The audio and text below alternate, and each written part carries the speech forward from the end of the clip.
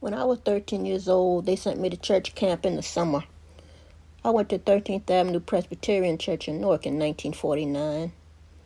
Every night I had to wear a dress in the evening for mandatory vespers. Our camp pastor was a good man.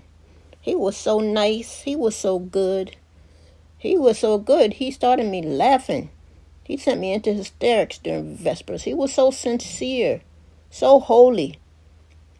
I found him hilarious. I whispered to my friend during vespers, Look, can you see the halo on his head? And we started laughing. I wore a big, wide skirt with crinolines underneath. I almost laughed so hard I almost had an accident on myself. 13th Avenue Presbyterian was born from radical thinking. 36 black people founded the church. They used to belong to First Presbyterian on Broad Street in the 1800s. But they wouldn't let the colored people sit in the regular pews. The colored people had to go upstairs and sit in the gallery. And the colored people could not be a part of the church administration. So the black people left. They had radical thinking. They wanted equality. They formed a new congregation, got a new name, and in 1835, the church had a school. They gave programs with radicals like Frederick Douglass, who spoke there in 1849, and their reverend was accused of having done co-conspiracy with radical Denmark Vesey.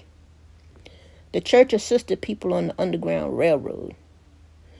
Then the congregation moved to a new building after the 1900s on 13th Avenue and Boston Street, and they renamed it 13th Avenue Presbyterian Church. During and after the war with Hitler, the church had a credit union, a missionary society, numerous clubs, and they even held a mortgage-burning celebration when they paid off the church. But in the 1960s, there was trouble. Things went downhill. There was slum clearance in downtown Newark. They moved people, and people moved out of town. Old church folk passed away. A small group of loyalists tried to save the church to monitor the empty building, but the church windows were stolen by squatters.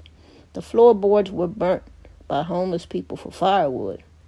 And the church's lawyer said that if a homeless person died, the church would be loyal. So they boarded up the church.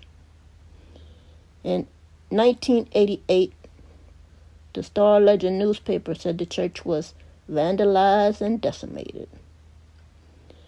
Then the church got demolished. The city demolished it to make way for University Heights homes.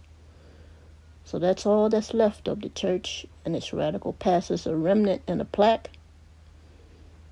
and a little memorial in Newark's Central Ward.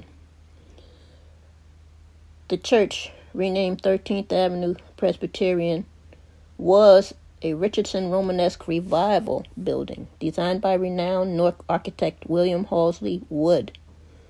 A two-tone brownstone brick circular stone vestibule and tower stairs, 75-foot high domed roof, sanctuary, auditorium, kitchen, classrooms, parlors, and a pastor's study.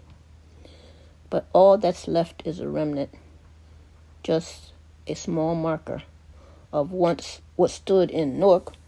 13th Avenue Presbyterian Church was Newark's oldest black congregation.